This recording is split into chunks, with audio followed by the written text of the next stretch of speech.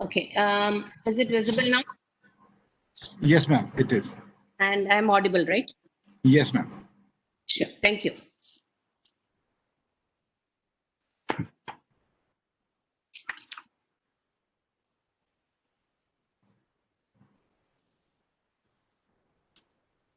In the meantime, ma'am will start. I would request all the participants, in case there is any question, so please put all those questions in the Q&A section available at the bottom of the screen. Thank you. Yeah. Good afternoon to one and all. At the onset, I would like to thank Walter Clover for inviting me. Special thanks to Mrs. Sangeeta Patsardi and to Mayank and all those who have been, meticulously for creating this forum for you all. Today's topic of presentation is all ceramic restorations. And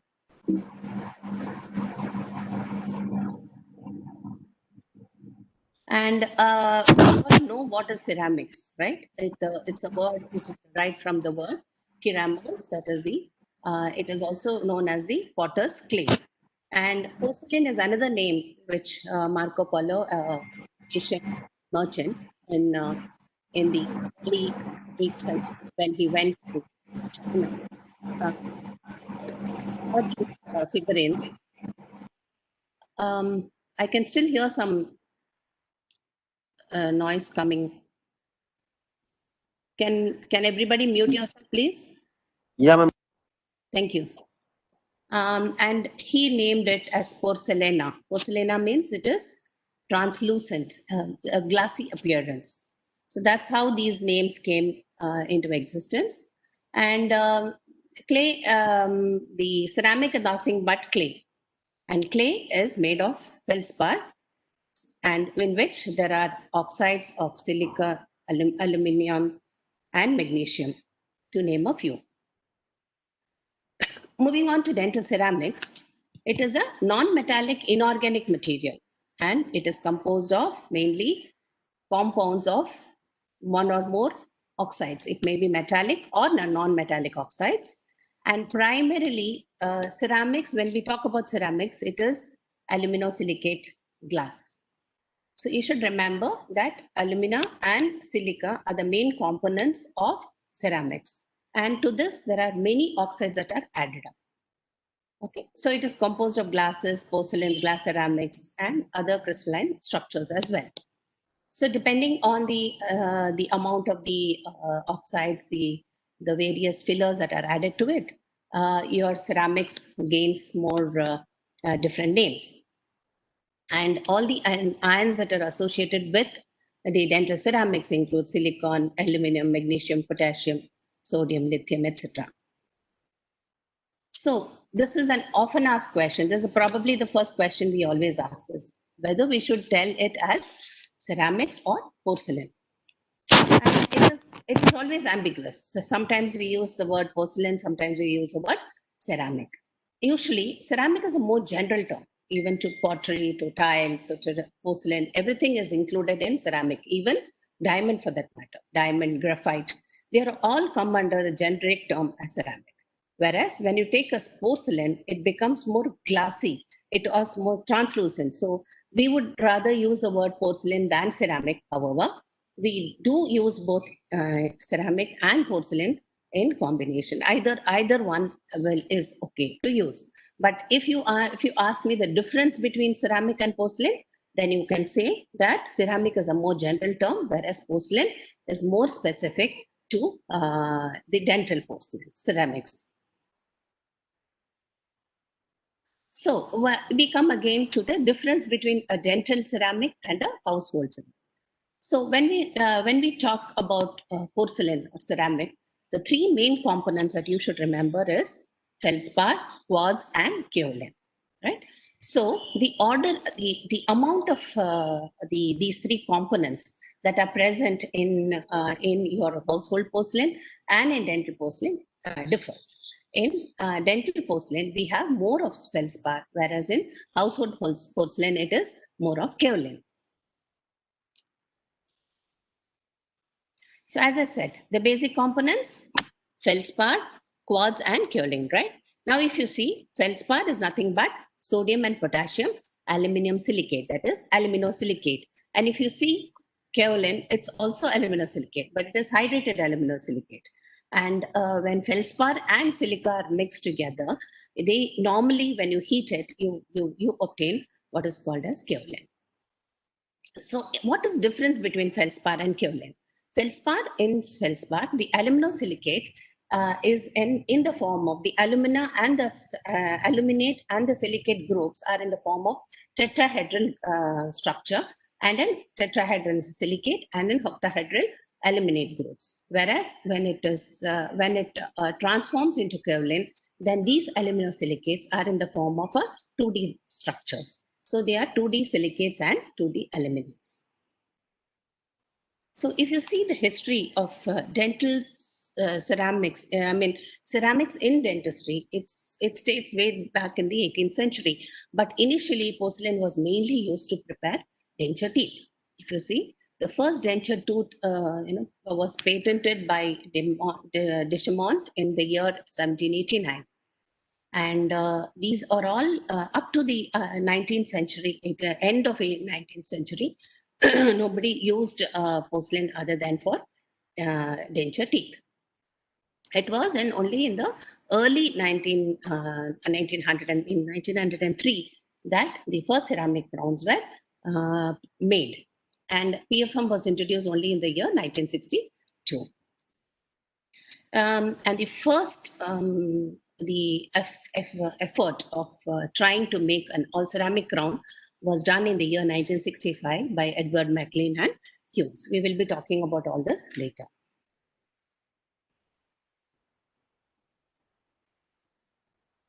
So before we talk about dental ceramics, the process of the preparing, making a ceramic restoration, the main what you call a process is what is called as sintering. Sintering is nothing but firing at very high temperatures to convert to have a phase transformation. And in if you see in sintering, if you remember how earthen pot is made. If you have ever seen a potter doing an earthen pot, you would have seen him mixing clay powder with water and kneading it well. Even sort of you call it as beating it. When they knead it, what they do is basically they try to remove the air entrapped within the mix, so that it becomes less porous, and then they fabricate any shape that they give it to it, and then they fire it in high temperature. Then once it is fired, it becomes strong, and you get your earthen pots. Similarly, in case of dental ceramics, we mix the ceramic powder with a binding liquid. It usually is a propylene glycol base in which the powder is mixed. And once you mix the powder and you allow it to dry, when you allow it to dry, what happens is just a second. Okay, so this is the powder particles with the water in between, when it's just binding it together to give it a shape. And once you dry it, what happens is as you dry, the water content becomes lesser, so the particles start moving closer to each other. And once you start firing, and then as the temperature increases, the water evaporates. Once the water evaporates, the particles comes closer to each other, and once they coalesce, they form a uniform mass. But if you can see that this gaps in between may make the fired ceramic porous, right? So what happens exactly within the grain boundaries? There is a diffusion of the powder particles together. It will decrease the interparticle distance, and there is an bonding between particles within each other, and this will then increase the density of the mix. So that is how you have sintered ceramic object which is fired at the end. So to prevent the particles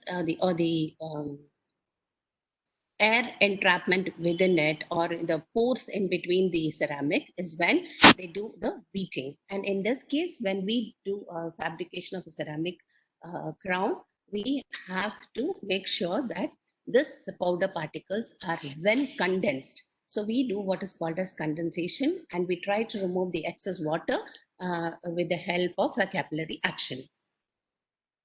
So now we move on to the classification of ceramics. And basically, what is ceramics? We all know it is a glass. It's mainly a glass based and aluminosilicate glass. And in this aluminosilicate glass, if you add some fillers, then it becomes a category 2. Whereas category 3 is a crystalline based, more of crystallines in which there is an interpenetrating phase. Two distinct phases are present, whereas here the glasses are as space blazed only as fillers, whereas here it is as a different phase. So separate phase, a glass phase and a crystalline phase, whereas category 4 does not have any glass at all. It is completely crystalline in nature. And in these glass-based category 2, where you have the gas-based ceramics with fillers, you have what is a low lucite fillers, the high lucite fillers, and the lithium disilicate fillers. And you also have the classification for ceramics are many. There are according to the restoration and according to its use and according to its firing temperatures, according to the availability, how it is available as powder liquid, or it is available as an ingot, or it can be available as an CAD-CAM ingot as well. So all and also depending on the firing temperatures. So different temperatures like ultra and low temperatures. These are ceramics that are fired less than 1000 degrees centigrade, whereas medium is with less than 1300. And when it becomes above 1300, if you fire those ceramics, it becomes the high firing ceramics. But then why there is so much of difference, so many changes in the ceramic composition, the types, the fillers, all that is mainly because the ceramic is primarily glass. So what it lacks is the tensile strength, right? It is very good in compression, but it is poor in tensile. And it does not have any fracture toughness. It is very brittle. And also during the firing, it incorporates various cracks and surface flaws that act as stress razors, which will cause the ceramic to further deteriorate. However,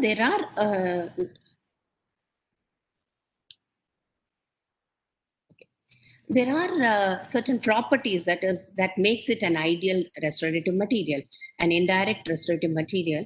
I would say better than even indirect composites and any others. The main reason is because it is chemically stable and it has a coefficient of thermal expansion that is favorable when in the oral environment, and also it has excellent aesthetics, right? And it is good in compressive strength. So if you take care and give the restoration in areas which is more compressive in nature, and ceramic restorations will last a long time. And of course, it has wear resistance, which is excellent, but so excellent that actually it wears the opposing tooth. So in a sense, you could say that it is an advantage as well as a disadvantage to have a ceramic restoration. But nowadays there are ceramics that are low fusing ceramics that actually have lesser wear, that causes lesser wear to the opposing tooth.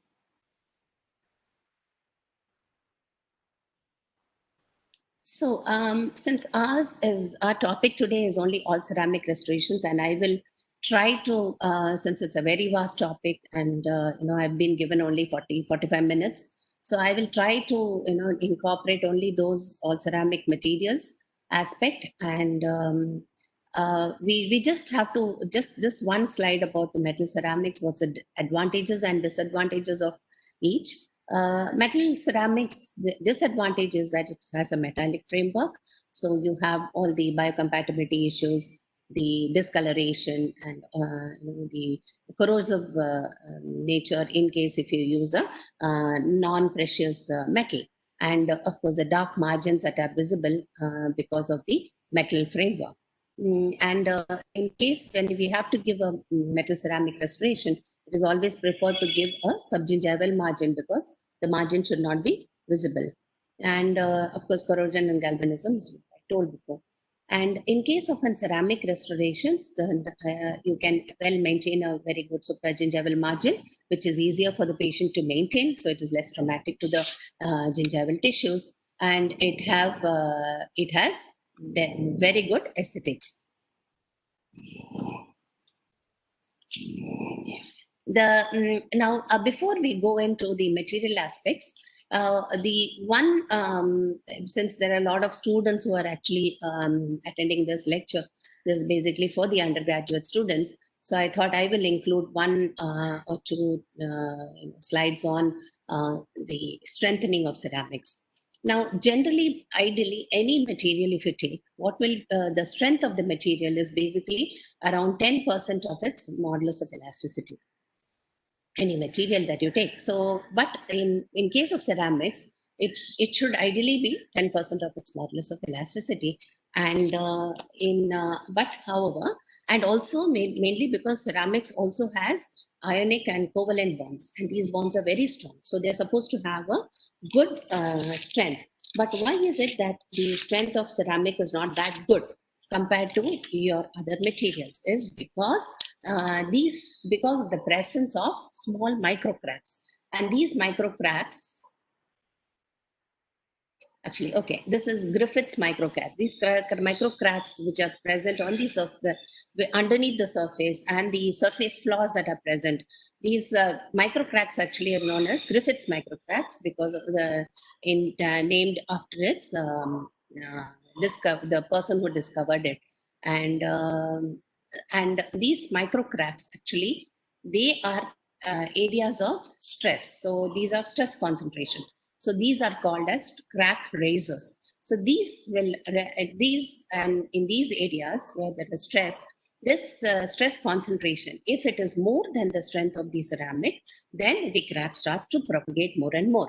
This results in the fracture of the ceramic.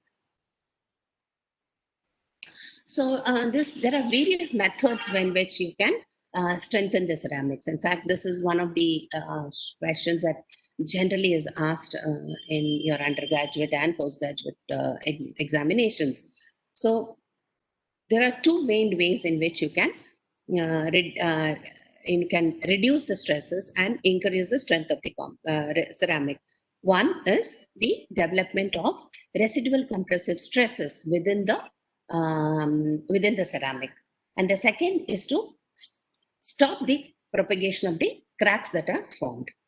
Though I will not go into detail of all these, there is one is that you can create residual compressive stresses by having a core of the ceramic restoration, whether it is being a metal or alumina or zirconia core, to have a coefficient of thermal expansion which is little higher than that of the ceramic. So that what happens is when subsequently the ceramic is fired on it, then there is a compressive stress which is induced within the material. And then the number of firing cycles should be reduced so that the every firing cycle will induce the stresses within the ceramic. So the lesser the number of firing cycles, the more strong the ceramic restoration will be. And then the design of the preparation, the tooth preparation should be such that there should not be any sharp margins, sharp line angles, point angles should not be sharp. The uniformity in the thickness of the preparation, there should not be any abrupt change in the dimensions of the restoration. For example, in case of an inlay, in a class 2 inlay, if from the coronal aspect to the proximal, the isthmus should be properly maintained so that there is no abrupt change in the dimension, because that area will then become a point of stress wherein the restoration may fracture. And two other aspects is thermal and chemical tempering. So in chemical tempering or ion exchange, if you can say, is that we introduce potassium instead of. Am I audible? Someone has missed Yes, the ma'am. button. Yes, ma'am. Okay, You are I think audible. you have to ask them to check their audio. Yeah, yeah. Okay. So I'll try to be a little louder. So maybe that's what. So in case of chemical tempering, or what you call it as ion exchange, the sodium, the sodium oxide, that is soda, potash, all these are components of the ceramic. So instead of sodium, if you add more of potash, what happens is this potassium ions will actually replace the sodium ions in the glass matrix. So the potassium ions being larger in diameter than the sodium ions, when they try to squeeze in, they create compressive stresses around itself. So that is how it causes a tempering of the ceramic. And the increase in the temperature up to a certain extent, this exchange of ions takes place. And in thermal tempering, you can, like how we do quenching, that is what is thermal tempering, wherein instead of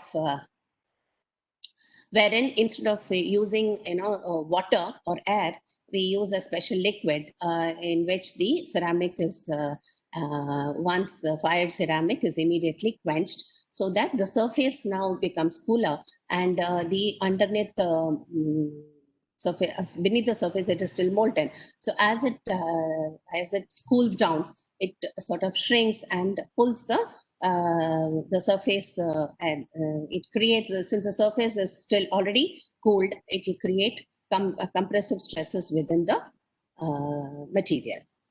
And of course, dispersion strengthening and transformation toughening, we will discuss in detail when we talk about the all ceramic materials. So I'm going to turn to the next slide. As I said, there are the evolution of modern ceramics, that is the all ceramics, were two. One is to provide a stronger structure for the veneering porcelain. Here, veneering porcelain is the metal, which is, say, in the case of a metal porcelain fused to metal crowns, the metal substructure is the core, over which the porcelain is veneered. The porcelain is added on. So instead of this metal, we need a very strong core, which is tooth colored and is ceramic in nature, for it to provide an all ceramic crown, or to modify the composition and the microstructure of the existing ceramic materials, and also improve the processing techniques, so as to make all ceramic restorations last and be used in the oral cavity. So this is the main evolution that happened with modern ceramics. So instead of metal ceramics, what is the option that we have? So what is it is that it is the core ceramic, the core that is formed with reinforced ceramic, over which you are veneering, and the aesthetic ceramic. So the core, we either we do that, or we add what is known as the fillers in the ceramic to make it more resistant to fracture. So these basically three main types of crystals are used.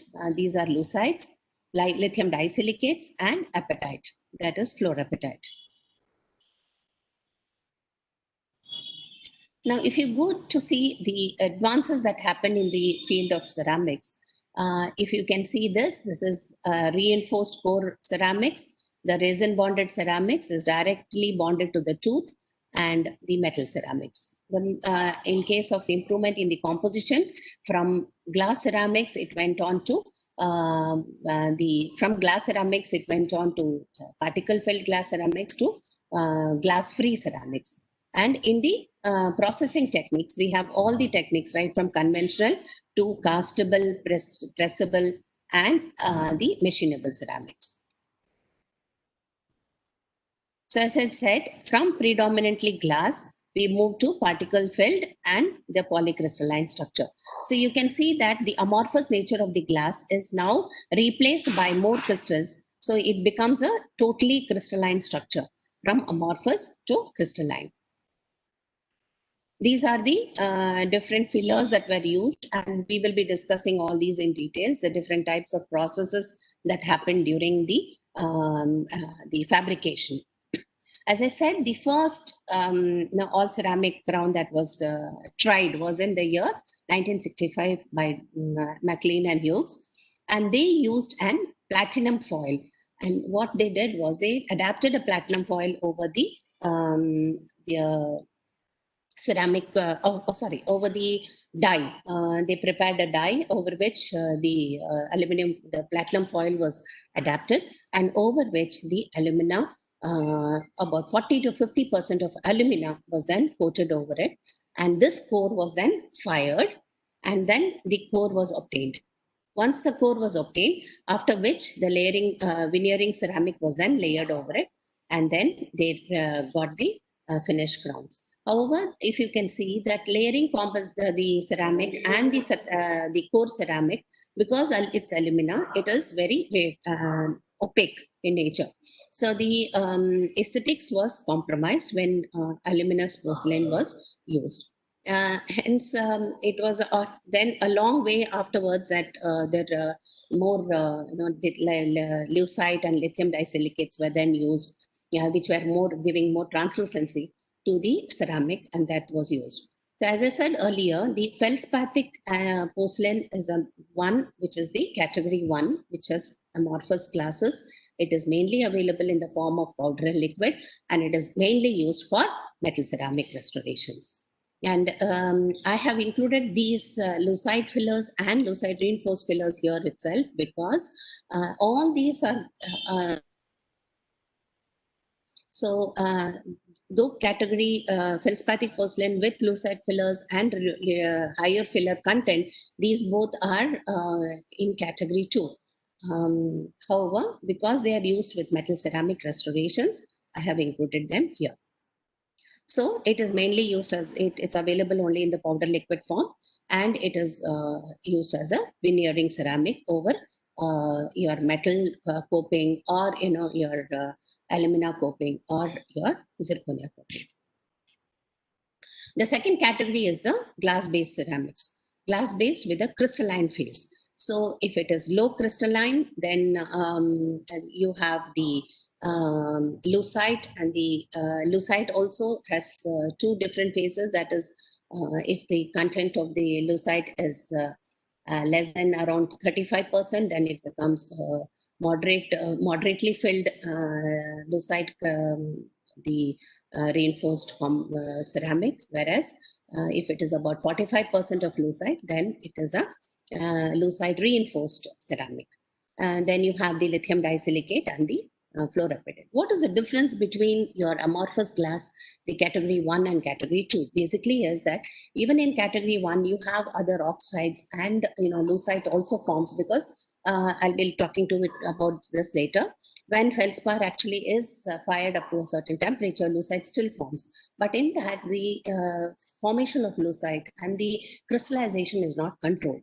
Whereas in this, it is controlled nucleation of the crystals. And because of this lucite crystals will then work as what you call as the crack stoppers, or the crack deflectors, wherein they prevent crack propagation. Once the crack hits these particles, then they either lose their energy in the crack propagation is either lost, or it is deflected, or it is deflected in such a way that the crack propagation is almost stopped.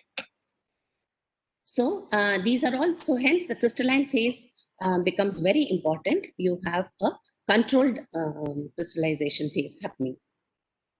Now, when you talk about lucite, what is lucite basically? It is an potassium aluminum silicate, which has an diameter of about 10 to 20, it's in size, and about 35 to 45% of lucite. As I said, The lower range, you could call it as moderately filled lucite ceramics, whereas the lucite reinforced have higher concentrations of lucite.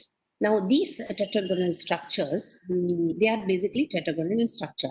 Now, what happens is when you add this lucite, basically ceramics is formed by adding potash to the aluminum silicate glass. So when you add potash to the aluminum silicate glass, then and you have an incongruent melting. That is, it is not a uniform melting. Incongruent melting is that the melting does not happen in an uniform manner, and that is when these lucite crystals are formed. And this phase transformation, what happens is, along with this phase transformation, there is a cubic from lucite to cubic. There is an 1.2% increase in the volumetric volume. So that is a volumetric expansion that happens, and that results in your strengthening of the ceramic. So this is one example of dispersion toughening. Now, when you have this when this melting happens up to 1530 degrees centigrade, then a softened glass phase also happens along with the lucite. Now, this will allow the particles of the glass to coalesce together, and this softened glass phase is what is called as the liquid phase sintering. Now, this will result in the reduction in the surface area, and this also will facilitate the sintering. Now, hence, what happens when lucite is incorporated in the ceramic, the coefficient of thermal expansion now becomes much more than your glass. So it goes up to 20 to 25 into 10 raised to minus 6 Kelvin, which is much higher than your glasses. Now, what happens is this creates this mismatch between the city of the lucite and the glass matrix and the lucite crystals now will create compressive stress in the glass, and these crystals will act as crack deflectors, right? And they will stop or to reduce the crack propagation. And because they are lucite, these lucite crystals are also more translucent because of their low refractive index. Hence, they are more aesthetic also. So the best example that I could give you of lucite reinforced ceramics is Empress 1. Empress 1 and Empress 2 is actually lithium disilicate ceramic, which is now called as EMAX. So Empress 1 is now Empress alone. And then when we move on to lithium disilicate glass ceramics. Now here, the crystalline phase is made of lithium, in which your lithium oxide is added to the glass, that is the aluminosilicate glass, and your lithium silicate, lithium disilicate, and lithium orthophosphate is formed. Then this becomes the crystalline phase, which is uniformly distributed onto the glass matrix. So this again, these crystals will act as crack deflectors.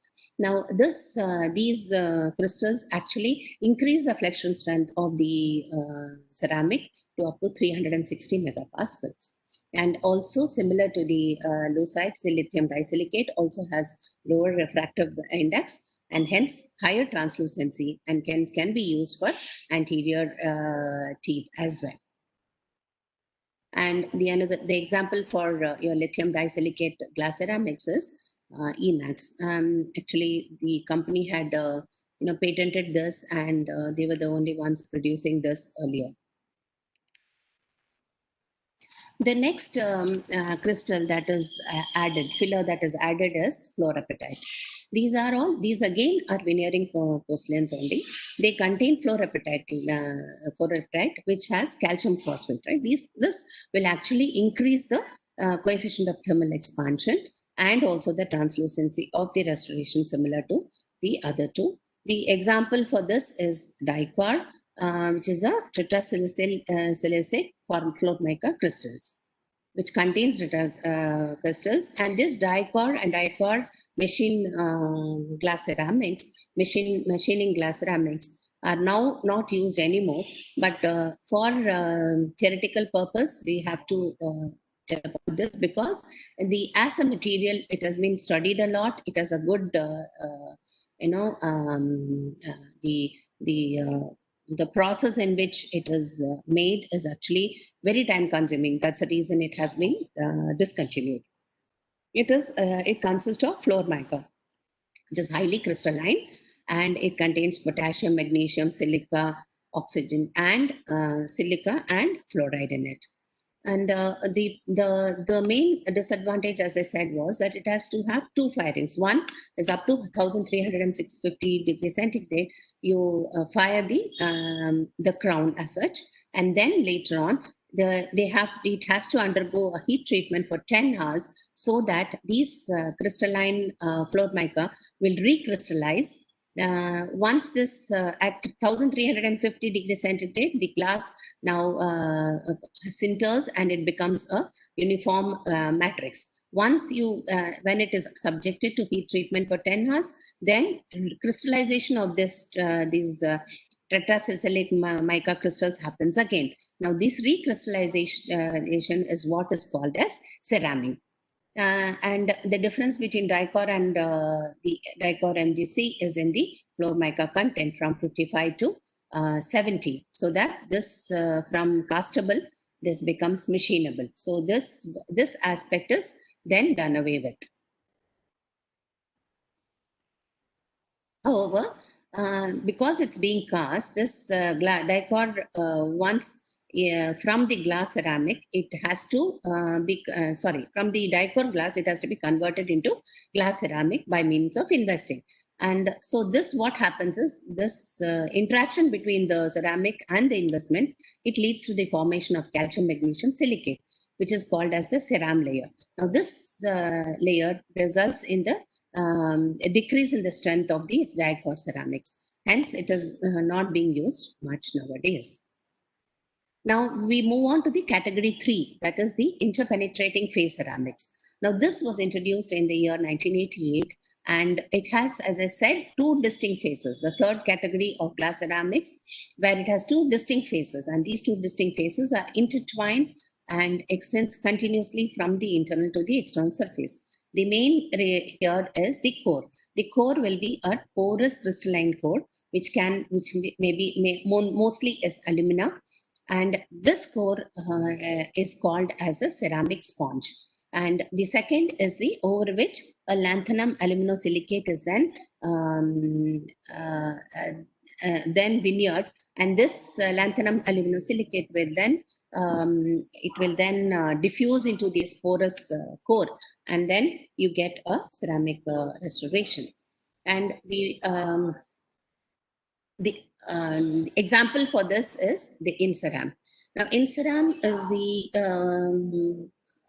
the one material that had these distinct phases in it, and now they have even have zirconia, InCeram zirconia also. With all these materials were developed with lanthanum glasses as one of the components.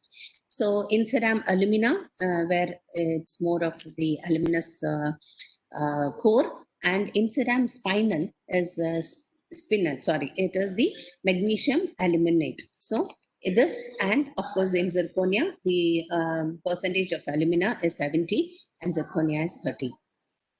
Now, what is the spinel? Spinel is nothing but it's a natural mineral, that is the magnesium aluminate, that is found with limestone and dolomite, and as a sediment in sand. Now, this spinel, it's incorporated within the aluminosilicate glass. Now, this spinel will actually increase the high melting point because of this, and it has high stability and also low thermal conductivity.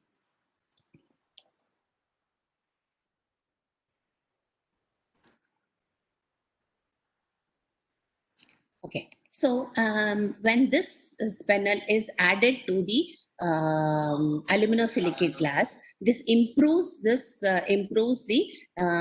strength of the glass ceramic. Now we were talking so much about, now this has to be slip cast, like as I said earlier, the in-ceram material, the core has to be slip casting technique. It has to be used to fabricate this type of restoration. Now, what is slip casting? Now, slip casting is that you prepare a refractory die, and over the die we mix the ceramic powder with as a slurry using your the binding liquid, and then this is actually then placed on this refractory die, and it is built up as a core. Now, this refractory die is porous in nature. So, and because this liquid will then get absorbed by capillary action within the die, and the powder will then get condensed onto the surface. And once the whole, along with the refractory material, the die, the whole assembly is then sintered and fired at higher temperatures. And you get this, what is this known as the core. Once the core is obtained, over which a veneering ceramic is then placed, this gives you a ceramic restoration. Now, in case of castable ceramics, these are all different methods in which the ceramic material is casted, is prepared. One is a slip casting. The traditional is sintering by fabrication of the powder liquid and fabricating into the restoration and then sintering it. Then there are what is called as castable ceramics, in which the ceramic is then available in the form of ingots, and these are used in fabrication of the either you can fabricate the core material over which the ceramic powder is then veneered, or you can also make it as a monolith or a single colored full contour restoration, and this is mostly used as a lost wax technique. Now, this castable ceramics is almost similar to your pressable ceramic. The only castable ceramic that was marketed was the Cerapearl from Kyocera Bioceram, and it had an oxyapatite, which then during the casting was converted to hydroxyapatite.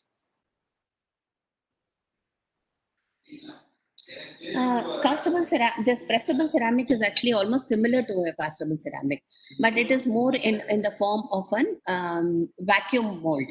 So it is like the injection molding that you know about the BPS dentures that are fabricated. So in this, the ingot is placed, it is then heated, and the wax pattern is prepared, it is invested, and then in the lost wax technique, in that mold, the heated ceramic is then pressed into the mold. So the final restoration, you can either, again, the final restoration, it can be either in the form of a full crown, or then in that case, then the finishing has to be done, and only the staining needs to be done at the end after the occlusal adjustments are being done. Or it can be fabricated as a core, and then you can do a layering over it with veneering composite, with veneering ceramic. Sorry. So this is one method in which the pressed ceramic is done, Emax crown. It's a full crown. If you can see the full occlusal pattern, everything is done. It is then invested. And then you get it along with the sprue. You cut the sprue, you check the fit and the occlusal, and then it is stained and then glazed again for the final restoration. So moving on to the last category, that is a polycrystalline solids. Now mainly these are two. They are alumina and zirconia. They are only, there is no glass face in this. The alumina and the zirconia, they are crystalline solids. And this, the first one that was introduced was Professor of SRM, that is an alumina, which was introduced by Professor and it had a major disadvantage. Is that in 1965 itself, alumina core was introduced, but it had many disadvantages. That was it was discontinued. But this alumina, it has a shrinkage. It has the disadvantage of having a major shrinkage. That's almost up to 15 to 20% shrinkage. And whereas zirconia is, we will talk about it because it has high flexural strength, about 900 to 1100 MPa, and fracture toughness of up to 8 to 10 megapascal, which is much higher than your all ceramic restorations. Now, this is a polymorphic material. Okay, so it has three allotropes. One is the monoclinic, the tetragonal, and the cubic. Now, what happens is that this polymorphic material will transform from one allotrope to another during firing. So, in room temperature, at room temperature, it is in monoclinic form, and up to 1170 degrees centigrade. As the temperature increases for 1170 to 1370, it transforms itself into a tetragonal form. And more than that, it transforms into a cubic form, and up to its melting point, which is about 2680 degrees centigrade. So zirconia is then available in pure form and fully stabilized and partially stabilized. We'll see what is that meaning is. What is partially stabilized tetragonal zirconia? What happens is that when these different forms, now you're in room temperature, you have the monoclinic form. But if you can also achieve a tetragonal phase transformation and room temperature by adding low valence oxide. These are magnesium or yttrium, or the ceria, that is cerium oxides. All these, when you add, these are low valence oxides. What they do is they bring down the phase from the tetragonal to the room temperature. So what happens is this tetragonal form, when it is given, when the zirconia is in this tetragonal form, when slight external stresses that are given to it, it may be in the form of grinding, it may be in the form of heat treatment, or any other external stresses, there will be a phase transformation to monoclinic. So in that case, when it happens, there is a volumetric expansion of up to 3 to 5%. And this expansion now creates what is called as, this is what is known as the transformation toughening. Remember the strengthening of ceramics, one of it was transformation toughening. So all ceramic materials which had crystals, they were the dispersion, the strengthening, whereas this is transformation toughening, which happens from one form of one allotropic form of zirconia to the other. And the most commonly used in dentistry is the yttria oxide, 3 mole of 3% mole of yttria oxide, that is called as 3Y PSG, is partially stabilized zirconia. However, all these transformation that happens, actually, there is these are not permanent. So there is a low temperature, even at low temperatures, there is some aging degradation that happens over a period of time. Now, to avoid this, they have added alumina to this partially stabilized. But still, because of this addition of alumina, because it is very opaque, it resulted in the reduced translucency. Now, also, ceria also are used, as I said earlier, it is used to stabilize these tetragonal stabilized zirconia. And also with nano composites, these are dispersed within the glass, within the matrix, and this is supposed to be the toughest of all materials, and also it is known to be less resistant. It's more resistant to the aging deterioration. However, there is still studies have yet to prove its efficacy over a long period of time. So the zirconia, basically all the polycrystalline face materials are to be milled. So these are all available in the form of ingots, which will have these metallic fixtures, which is then fixed onto the milling machine, and the this entire thing is then digitally controlled, and the preparation of the tooth is then scanned, and the scanned this digital image is then fed to the system, and the crown is then milled from the block. So before I end my last 5 minutes of my presentation is the clinical aspects. Whatever said and done, all this has to be utilized in your clinical aspect. So when we talk about preparation of the tooth, what we have to keep in mind is mainly the material aspect, where what final restoration we are going to give depends, and that will dictate the type of tooth preparation that we'll do. So as I said, there should not be any sudden transformation of the dimensions. So we need an optimal thickness for the ceramic. It does not have good edge strength, so we need adequate thickness for the ceramic, adequate clearance on the occlusal, and all line angles and point angles should be rounded. If you can see, there are no sharp margins, and also avoid drastic changes in the dimensions. And the most important aspect is the cementation of the restorations. It may be a crown or an inlay, onlay, or even a bridge for that matter.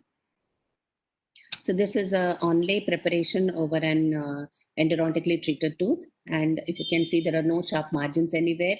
The inner surface of the ceramic restoration needs to be etched with hydrofluoric acid.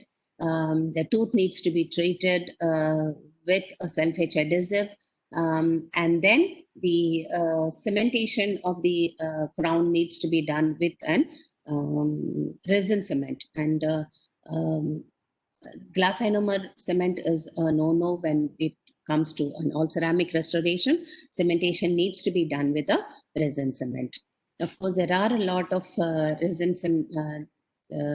cements that are available, and you could choose any. But then what is the protocol which we follow before cementation is the restoration aspect. As I said, we need to etch it with hydrofluoric acid, and then wash it, and then apply a silane on it.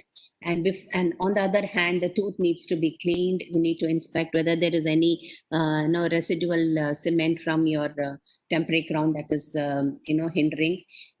Here, whenever you do the trial fit of the restoration, make sure that you do not ask the patient to bite, because that ceramic, as I said, is very brittle, right? And only after it is cemented to the tooth does it gain its full strength. So until then, it is very fragile. So you should not attempt to check the occlusion. Occlusion should be checked only after cementation.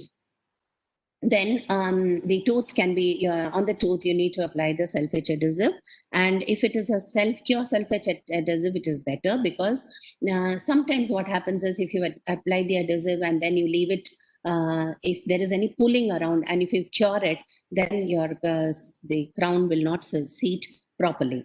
So, and then for cementation, you can use your dual cure resin cement. Now, when we use, now you also have what is called as a self-etch self-cure resin cement. Reliax and 100 in 3M is one such, where you do not need to etch the tooth separately, because this the adhesive, the self-etch adhesive is actually the resin cement itself has resin cement itself has this adhesive in it. So you need not apply a separate adhesive on the tooth. So this step is avoided. So directly after the cleaning of the tooth and drying, you can directly mix the self-etch, self-cure fluorescent cement and cement the crown. And after cementation also, you can do a flash cure for about 5 seconds, and then remove the excess and then do proper curing. You could use applicator tube to gently remove the excess, or you could remove finally after you can use a number 12 blade to gently tease out the excess. And finishing of the margins needs to be done only after 24 hours. So if you could create lovely smiles for the patient, nothing better than that, right? So I end this presentation today with two acknowledgements, one to Dr. Kavita Sanjeev, Professor, and Dr. Shobna, Senior Lecturer of my department, for helping me with the slides. And also my thanks to Walters Clover for giving me this opportunity. At the end, I would like to invite all students to at least go through the chapter on dental of this dental ceramics in this book, in which most of what I have shared with you today is there. And I hope this was useful to you all. Thank you very much.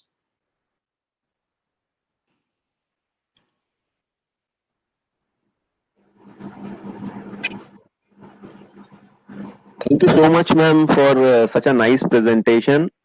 Now, I would like to request you to answer few questions which we have received while you are giving the presentation. Okay, sure. So, ma'am, like the first question is, which is the best ceramic material for FPD for 8 teeth in one quadrant? For 8 teeth in one quadrant. I would still go with if it is a large, the units, large number of units. I would still go ahead with the metal ceramic restoration. However, even a zirconia-based restoration with not a monolithic block, but probably with some layering of ceramic, because if you say 8 units, it probably will involve the anterior teeth as well. And you also get zirconia, which are more, translucent shades also. So you could go ahead with that. But in this case, we cannot use an all ceramic because it has certain disadvantages. Long span bridges cannot be done with this type of ceramic. So it will be either a metal ceramic or a zirconia based ceramic. Great, ma'am. Great. Then the next question is, ceramic is a brittle material. It is possible to increase the tensile strength of ceramic. Yeah, so tensile strength, it is not possible to increase the tensile strength. Maybe the various methods in which the dispersion strengthening that was done, because these tensile stresses will induce cracks in the restoration. So any measure that is like including the crystals in the fillers, increasing the filler content, or incorporating transformation, from one allotrope to another. This all will help in reducing the crack propagation. But tensile ceramics are poor in tensile, so it's very difficult to increase the tensile and or decrease the tensile stress on it. Right, ma'am. Ma'am, there's one more question though. I'm not very sure. I'm unable to understand. The thing is, can an class 2 inlay pattern be converted to a ceramic inlay in Chennai? I don't know.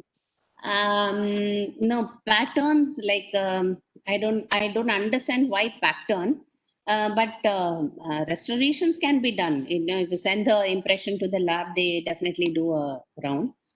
Sorry, they do an inlay, but wax pattern cannot be converted to ceramic, because the investment and all that is totally different for in the style, the method of investment and all is different, totally different for ceramic restoration. So because they are fired at higher temperatures, and the ingot and the ring along with it has to be placed inside. So the phosphate bonded investments only are used. So I don't think it can be anyway. You can't send the wax pattern alone, because wax pattern will distort immediately. So there's no point in that. Okay, ma'am. And another question is, are there any zirconia-based materials ideal for posterior restoration? Zirconia is meant for posterior restorations.